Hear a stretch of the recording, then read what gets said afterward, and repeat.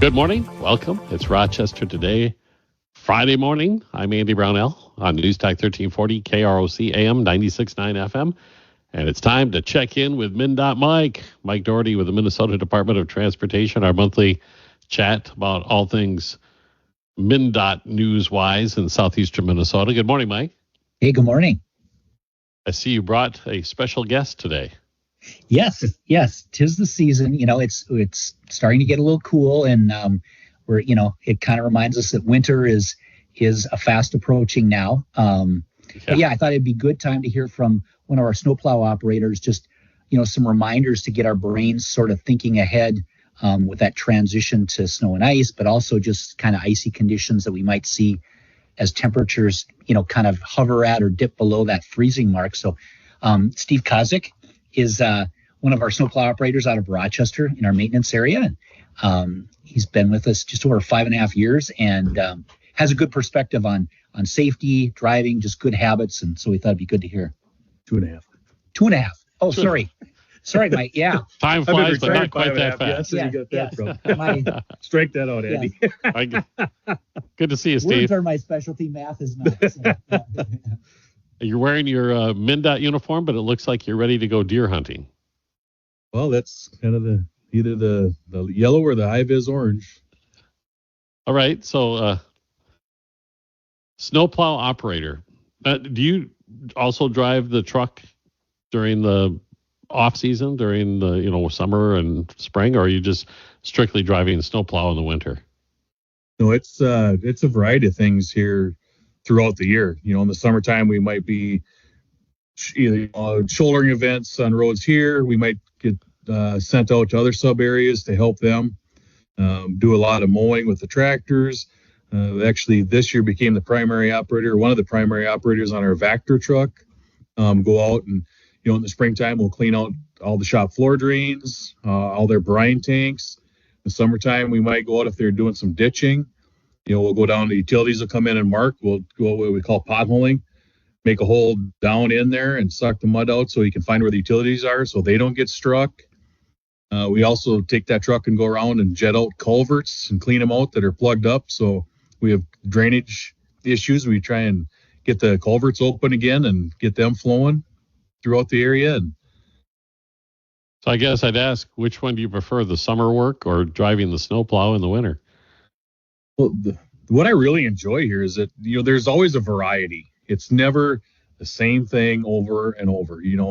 Granted, we might be doing crack sealing for a week, but, there's different jobs within that. So you're always changing things up. So it never becomes, that same old thing. It's always something different. And, it really forces you to think that, okay, this is what I'm doing today. And this is, because safety is a big concern here and thing we watch all the time. So, you always got to have your mind open and thinking on those things and what the job you're doing today and safe. And, it shouldn't allow you to get into that routine where then when complacency comes into play. Sure. Can be very dangerous, I imagine, when you're out there in traffic moving 70 miles per hour or even higher sometimes. Oh, yes. No, thank you. Well, it's kind of, it's kind of the same transition from my prior job, just used to being out there in those high speeds. And so it really didn't change a whole lot here. I mean, you think a little differently on the jobs you're doing but for the most part, it's fundamentally the same objective on being safe and making sure you go home at the end of the night. Absolutely. So our focus today is going to be on driving when things get slick. I know, I don't know, I hope that we're a ways from actual snowfall, maybe at least a few more weeks. But before we started the show, you mentioned we've already seen some slippery conditions out there. We have, and we're kind of in that transition period, where fall is coming. Our temperatures overnight may dip down. So it's not, the same old travel surface that everyone has become accustomed to all summer long, where, all the roads are in great shape. You got to start getting in that mindset now that bridge decks, overpasses, low-lying areas, they might start seeing some of those frosty conditions. So it's time to start getting in your head that maybe cruise control isn't always applicable in those conditions, and just, driving, being aware of the conditions that are around and what's what's in front of you, what you may face. And how do you guys recognize that's happening? How do you get the news that, oh, we're going to have to go out early this morning or late this evening or whatever it may be and start treating those bridge decks? We have it's called MDSS, and I don't remember what that stands for. It's an acronym. Maybe Mike can fill it in, but our bosses follow that and keep an eye on that. And it's going to be chilly overnight. We need to be ready. We might have to go out and do some pre-treating on some of those bridge decks or overpasses to make sure the motoring traffic has a safe travels to wherever they're going the next day. We kind of keep an eye on that. And then, of course, when storms come in, we follow that as well, too, and see what's coming. And, it kind of gives you a baseline, but you know as well as I do, Andy, Mother Nature can always throw a curveball at us and change things up. So we always got to be prepared for that as well. And you're back to a job that you get a call in the middle of the night again, don't you? Yes.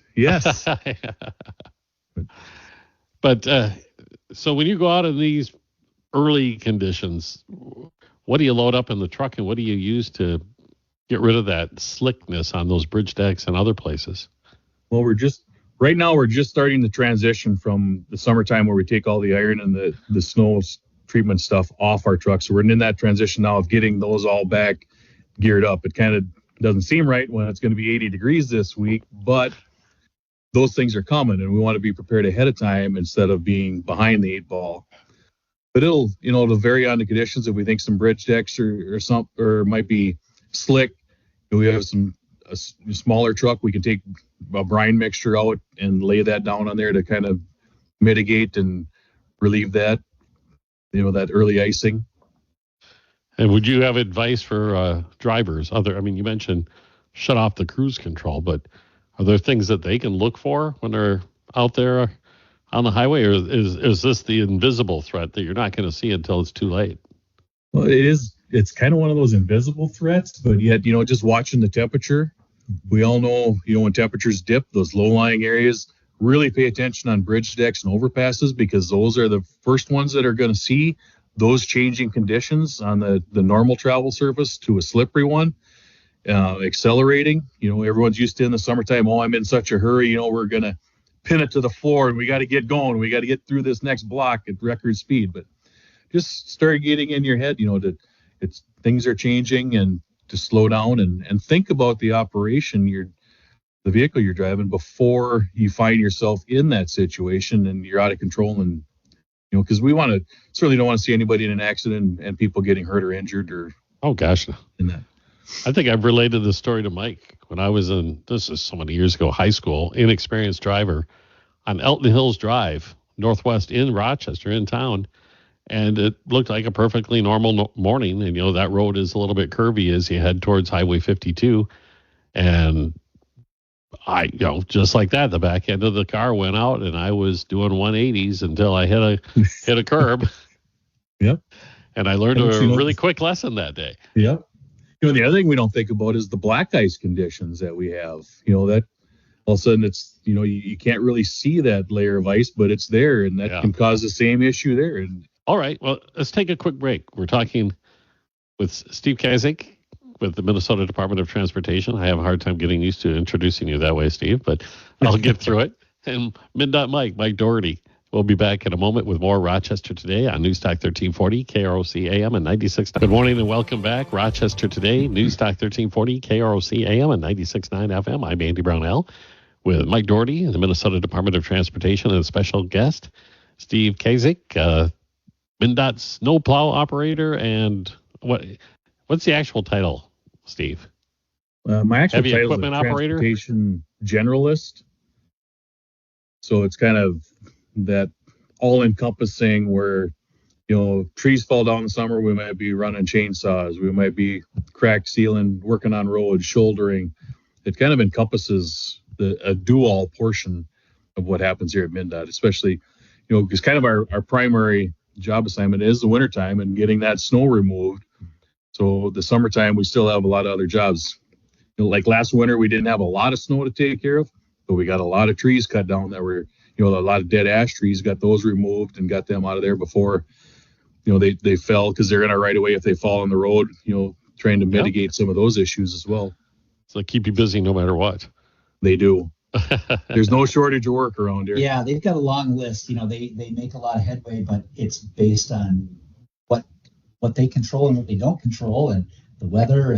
But yeah, they've got to, like Steve said, generalists. So they've got to be able to do a wide range of things, pretty much maintaining the road. So he's out of our maintenance office, and then we do have some snowplow operators that come from some of our other program areas, but primarily the bulk of our snowplow operators come from our maintenance areas. So that's a key piece of their job. But during the off season or summer season, they've got a whole range of other things that they do to keep the roads safe. Well, Steve, what kind of training did you have to do to run the snowplow, actually, with the blades on and all the other equipment? Well, it was, in all honesty, when I've driven a truck, I've had my CDL since 1990. So I've been over the road, in semis, hauling all sorts of, farm-related stuff or commercial stuff, end dumps, things like that. When I got in that snowplow the first time with that big plow on the front, it was intimidating. It was very intimidating, just having that chunk of iron out there in front. I think the first time I drove one was I actually met Mike on Byron at an event. And it's like, wow, this is way different. I mean, there's so much more, you got to be cognizant of when you're operating that. And so it takes, some time to get used to it. Every new hire in the fall, they send us up for 2 weeks to Camp Ripley, where we spend 2 weeks getting training in those trucks on, driving through a course up there with cones on it, and you can't hit the cones. So you're learning how the truck turns with that front snowplow on and not hitting something with your back tire. And it teaches, a little bit of sanding operations and using your wing, because, you got a lot of different things going on in that truck that you kind of get a familiarity for, but in the real world it's a kind of on the job training. You go with somebody for a little bit, they teach you the ins and outs, and you're learning as you go as well. And the 2 winters I've done it, I haven't, you don't stop learning. You're always, you want to keep your mind open and learning something new all the time. Do you end up cleaning the same pieces of pavement all the time, or do you move around the district? For the most part, if we're in a snow event, we have assigned areas. So my area is from 65th Street north on 52 all the way down to 63. We actually go down to County Road 1. So, yep, I have the corridor through the city. So, a lot of traffic, a lot of people that like to beat the plow and do that kind of stuff. So it's a little more intimidating, or a little more, you got to be aware of your surroundings all the time. You're always watching your mirrors, because, you got your front blade down, you got your wing down, you're watching all that traffic's coming up, and you always got to be prepared and anticipate the worst and then react from there. That sounds mentally exhausting. It does wear on you. It is tiring. We work a 12-hour shift here as well, as like I did before at the county, but so I'm accustomed to that. But it is. You're constantly, your awareness is always heightened in these trucks, because as well as I do, driving out here in snow events, people don't pay attention like they should. And that's the big message they need to get today, is that these events are coming. Be aware of the road conditions, and even be more aware when you see city, county, or state snowplows out there, what they're doing. Okay, what do you want the driver to do when they see you ahead of them or coming toward them actively cleaning snow? What would be the best advice for that person driving the vehicle? It should be in any weather condition like that. They need to slow down. A lot of them need to put their cell phones down and pay attention to their driving. There's a lot of that going on. But make sure your headlights are on in those inclement events. Make sure you have your seatbelt on. Should something happen, it's going to keep you safe. And then slow down and move over towards the shoulder just a little bit. We don't want you driving off the road, but give us the room so we can clear the road. We're working for the public out here to create the best driving road surface for them, but we need to have them cooperate a little bit and help out to let us do our job to get that road surface clean. How far back should we hang behind the truck? I would say at least 500 feet. A lot of our trucks, keep in mind when we're out there actively plowing, we can only go between 25 to 28 miles an hour tops. And sometimes, through the corridor here for me, I can sustain that. But a lot of the rural trucks out, like 14 East or 14 West or 52 North and South on those roads, visibility can diminish rapidly. So if we can't see in front of us, there's no reason for somebody to pass us the road is by far worse in front of us than it is behind us. So exercise some patience, plan your trips accordingly. Don't, if you're custom in the summertime, I got to be to work at 8, I can leave at 7:40 and I can make it. That's not going to happen in the wintertime. So just, set your alarm a little earlier, get up, slow down, be ready for those conditions. Pay attention to the news and the weather forecast. If okay, it's Wednesday, I'm going to be driving into work today, and there's a good chance of snow today, what am I going to anticipate, and how can I do to prevent or mitigate any issues I'm going to come across on the road? Absolutely. You mentioned that you run into people jumping the plow, in other words, passing you. Oh, I yes. imagine. From my point of view, if I was sitting in the driver's seat of that truck with a blade out, I don't know if I'd be terrified for myself, but I'd be terrified for the person trying to pass, because the outcome would be really bad if they were to run into that blade.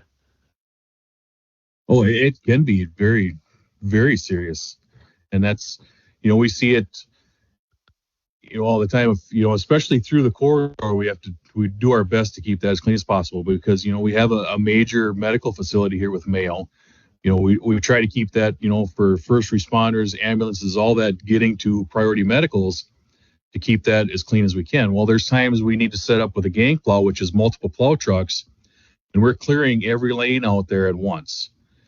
And a lot of times we have to enlist the state patrol to help us, because people want to, those plows are set up, they're right behind one another, and people still think they're going to come up and scoop between the plows. Well, when you think about it, you've got one plow against the wall, and you've probably got 3 or 4 trucks. That's a pretty good windrow that's coming. And, if you hit that, you're going to lose control. And now all of a sudden you've stopped the entire operation because of, you're in more of a hurry than what we are. And again, like we talked earlier, the road conditions are much better behind our plows than they are in front of them. That's astounding that somebody would even attempt to do that. I'm just amazed. And I guess, you mentioned plowing the snow, but at the same time, you're doing a whole bunch of other things, right? You're putting down a mixture behind the truck as you're going forward, scraping the snow at the same time. Yep. It all depends. When we do and I'll use the corridor as the best example, we're doing that gang plowing. There's times my truck might have to be in that gang plow because simply the snow conditions or snow event doesn't allow us to bring in enough trucks to get that. We do enough to get the lane. So I might be in that gang plow event, cleaning the snow off. Or if we are able to pull enough trucks in, because I have a live bottom in my truck, so I can cover all 3 lanes at once, we'll come behind, and then we're treating that at the same time as well. And that's another reason to stay back that 500 feet. Yes. Yep, because that's coming out of our, it's coming out of our spinner, and it's covering those lanes. And you wouldn't believe that when I'm going along through here, Andy, that people pass me, and you can, you hear that salt, ting, ting, ting, ting, ting coming off their vehicle, but yet, they still got to pass you, and they got to be in front of that plow. Well, I hope the folks who are doing that are hearing this today and maybe having a little self-reflection and perhaps change their behavior. That's what we hope for, and that's I've talked with Mike quite a bit, and that's the big reason why we do a lot of these pre-winter promotions, is to get the word out there, to get people to start thinking of it. It's even like we were talking before we come on with you, is that this is kind of that transition period. We're getting ready for winter. But keep in mind, we've got a lot of, farmers getting their harvest in. So you've got farm implements out there that are going slower.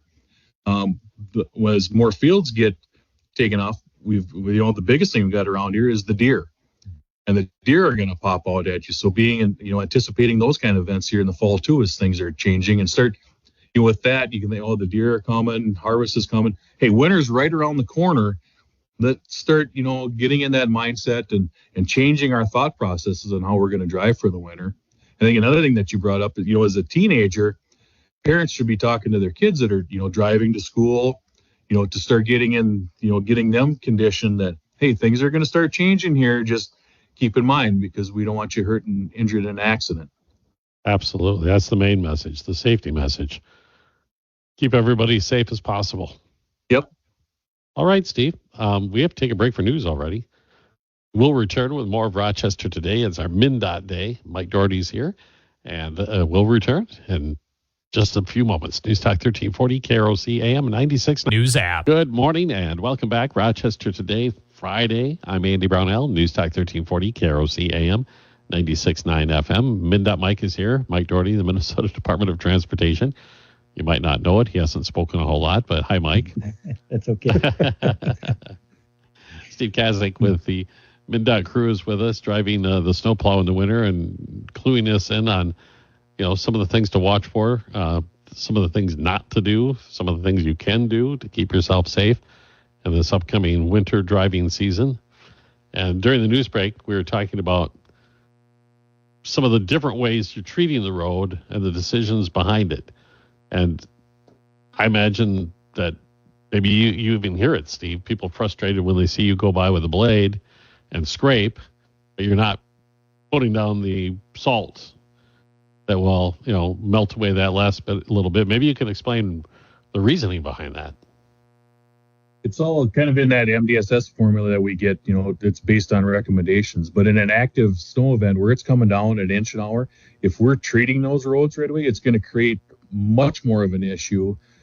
Because again, if we're treating it, it's going to start, based on temperature as well, might start some thaw, but then it's cold enough where it's going to refreeze quick, and it's going to create more of an issue for us.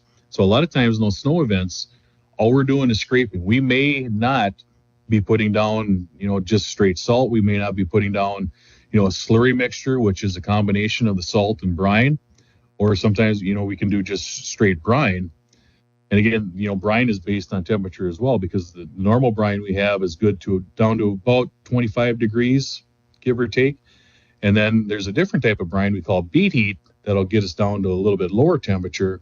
But once we get below about roughly 18 degrees, there really isn't, a magic chemical that's going to come and eat that off. It's just time, and, that's where we take more time to go out and we just continue to scrape, and hopefully after the event, the sun comes out and helps us a little bit to heat some of that up where we can get it scraped off and get the road surface back. So that's, again, why it's important for people to watch, see what the road condition is. If, in the wintertime, you might be seeing what you anticipate is dry pavement, but there might be some of that black ice on there that can infringe your travel.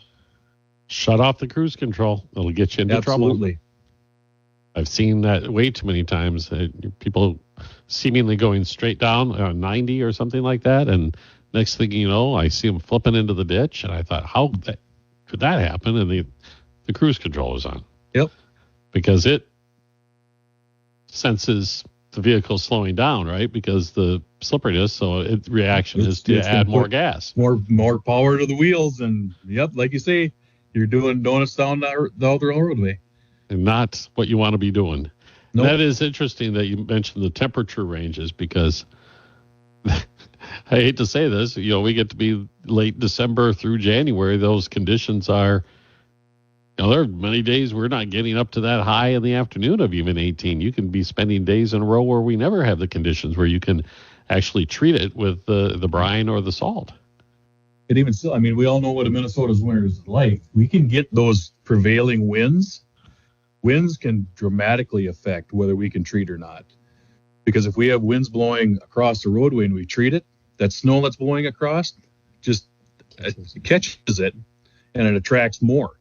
So then it creates drifting issues for us. So if we're not treating it, there's a reason behind it. It's not just because we don't want to, but we're again looking at everything out there to make sure we're getting the best road surface. It may not be a perfect road surface for during the event and maybe even a day afterwards, but we're certainly, our shifts are staying split. We're going to stay out there at post cleanup and get those roads back as quick as we possibly can.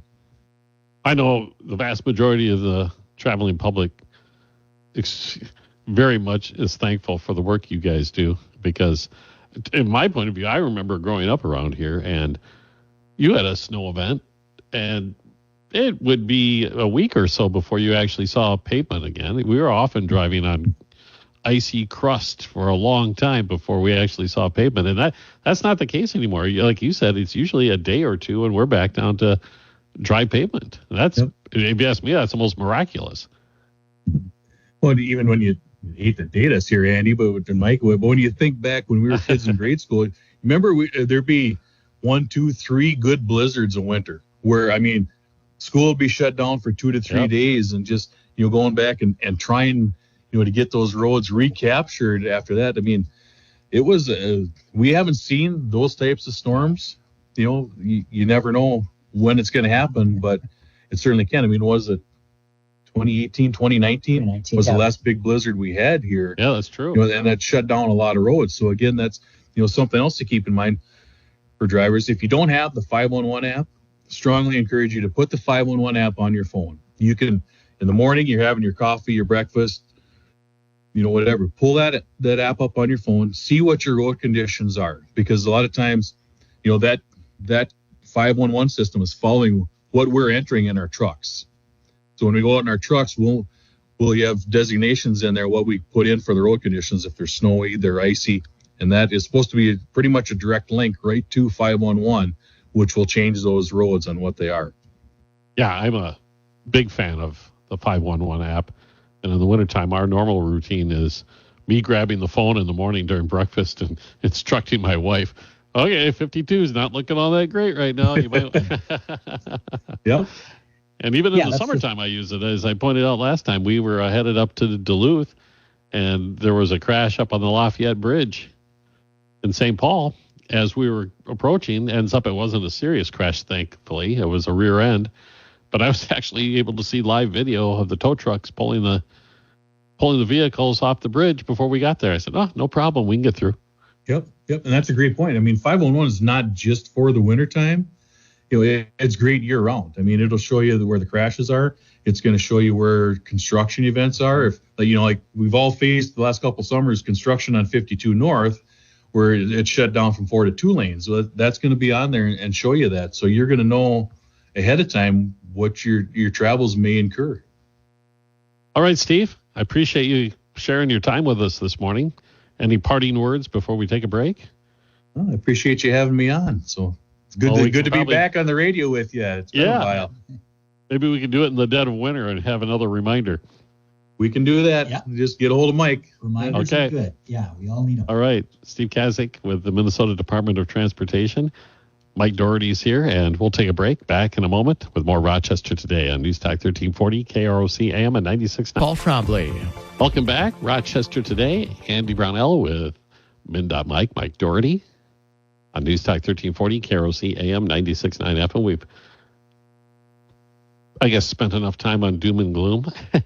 At least in my view. I know a lot of people love snowmobiling and everything else that comes with the winter weather, but the winter driving most people dread, that's for sure, especially during the snow events. And it's great to hear from somebody like Steve who is on the road and actually dealing with the hazards and has great advice for folks who are, I like that, get up a little bit early and go a little slower and be ready for it. Yeah. It's just that kind of, we've got to, our brains have to kind of reshift to get ready for because it is different driving. So I think that was great for Steve to kind of give us that prompt and that reminder that the transition begins now. Yeah, it's coming. But the other thing that is happening is you guys have you completely wrapped up construction now, or is there still some things going on? There's still some things out there, just kind of wrapping up here. But yeah, we're down to a smaller list, which is good. But we'll probably see that now on into the next week or two. You'll see news releases and things coming out as things truly wrap up and traffic reopens if it's been closed. But we've just recently opened Highway 30 was open, but the construction's all removed from between Stewartville and Chatfield. We were doing a repaving, doing some drainage work there. So it's nice, new blacktop, sharp striping. That's all open. the County Road 35 bridge that crosses I-90 just northwest of Stewartville. Yep. That's opening. It'll either be today or on Saturday here. So we'll look at that. So that's another good one. I know I just talked to somebody last week that's kind of their quick route into Stewartville because they're on the other side of I-90. Sure. So they're waiting with great anticipation. Is that the one that takes you to Ironwood Springs? No, that's this one doesn't have an exit. So it's just a bridge that crosses. Okay, that's the one that's further to the west. Yeah. Gotcha. So I think it's like if you come down County Road 8 and then you head east, you can cross I-90 and you come in right by, I think it's the middle school there, the new school, Stewartville, and that park area down there. So, and then you're right into Stewartville that way. So there's a lot of anticipation there. So that should be opening here within the day. Awesome. Yeah. And then as we look out different spots, we've got a couple that are still kind of going. Our big 3-year projects, both on I-90 at I-90 and Highway 52, and then I-90 down in Austin. So at I-90 and 52, they're doing it's work all offline, but they'll continue in through this month in November here, doing some stuff, getting a box culvert filled in that's down in the southeast quadrant. Okay. Because they'll be building a ramp there next year. They're taking some of the dirt off of this area that they're building that flyover ramp next year. They call it a surcharge. So it's additional soil that helps compact the earth there. So they're removing that now and doing some work for the bridge next year. So a lot of it's aimed at next year, but they'll continue here into November. But most of it's offline, and we'll see a lot of that. The traffic control, the signs, the delineators and things, those will start to get removed here in the next month. And then down Austin, through the winter, it'll be normal driving conditions. Yes. To that Yeah. part. Okay. Yeah. In almost every case, our construction, we need to get it back to normal driving for the snow and ice so that folks like Steve that are plowing don't have to maneuver through any of that. Yeah. It would just not be a good situation, and it would get, it would make things worse. So that's usually what we do. Down in Austin, we're looking at the 4th Street Bridge demolition there. That should come up probably in another week, probably that week going into Veterans Day. So we'll see some I-90 closures overnight, I imagine? Yep. Yeah, and that's like one of those weekend closures. So from like November 8th into like the early morning hours of November 11th, they'll have I-90 closed there in Austin. If you're westbound, you just go up the ramp and then across and then down the ramp to continue. But if you're eastbound, you'll be exited off at the 105 Oakland Avenue on the far west end. You come in partway through town, you take a county road across, and then you hit Highway 105 coming out, going north into Austin on the east side. So that's going to be all winter long, that detour. Nope, that detour, that will. No, you're right. The only thing that'll be all winter long is 4th Street will be closed. Yeah, 4th Street will be closed. The bridge. Yep, so that's just the detour for the demolition time. Yeah. Gotcha. And then we still need to get the bridge across, the eastbound bridge across Cedar River, which is just to the east of 4th Street there. They were setting beams there, and they'll start pouring concrete probably this coming week there. So we're hopeful that bridge reopens in that early December time frame. And so then we can get both eastbound, westbound open back up. And then at 4th Street, that ramp will be closed for westbound. But once Cedar River opens again, if you're eastbound, you'll be able to exit there at 4th Street for the time being. So, yeah, lots of moving parts. Let's hope the weather holds. Right. Yeah. I mean, it seems to be, but at least moisture wise, but we're starting to see those temps drop. But yeah. And so a lot of things that'll be happening for the Austin folks, or if you travel through Austin on I-90, just to be alert, at least, these next 2 months here. And then, some of that'll slow down. They'll be doing work at 4th Street over the winter, pouring concrete for some abutments, getting some things like that really ready. so they can set beams probably, I'm not sure, sometime in the, that early to spring of 2025. I don't know the exact time frame, but that bridge will be rebuilt and should be open about this time next year. Okay, so they can actually, during the winter months, what, you have to wait for a warm enough day or to pour concrete? They have to have like heating provisions. So they'll have it covered. They'll have heaters blowing heat into it, agitating it. So, yeah, they'll look at it in the end of, is it feasible or will they wait? But they'll be doing a lot of earthwork and things, getting it ready. But they would like to get those built because I forget the total number, but like the Cedar River Bridge, we've got I think it's 9 bridge beams that are going across there. This one across the intersection at 4th Street, I think it's upwards of 19 or 20 plus beams. It's a much wider bridge. It's going to be like the 19th Street. 19th Street, right. Yeah, with the single point intersection here. So it'll be very similar to what we have in 19th Street at Rochester is what we'll be building at 4th Street in Austin. So I'm always amazed how many people commute, all the way out to Albert Lee who come into Rochester to work. So this does or will impact quite a few people when you do the closures. Hopefully, as you pointed out, they'll be on the weekend. So to minimize the disruption, hopefully. Right. Yeah. It shouldn't slow folks down too much, depending on which direction you're going. And then a couple others we just have.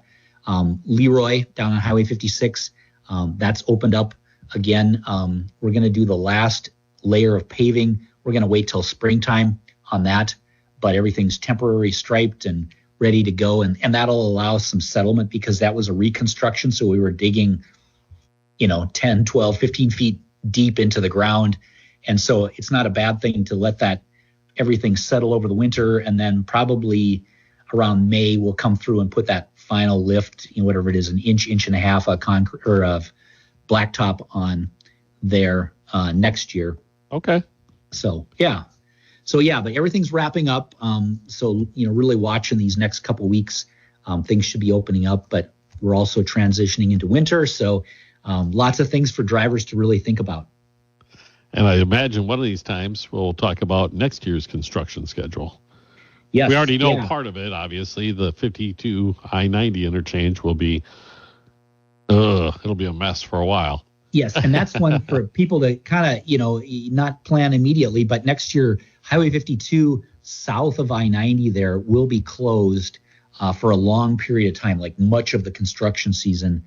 So that will be something for people that use that to get down to Chatfield, Preston, those areas to keep in mind. The detour just takes you to the east, to the Olmsted County Road, like you get off at the Highway 42, and then you go south to Chatfield there. So it's not a real long, difficult detour, but it's different, and just keep that in mind for folks. Get ready, in other words. Yes. Yep. All right. Well, Mike, thanks again. We'll chat in a few weeks. Hopefully the snow will not be flying at that point. We're hopeful.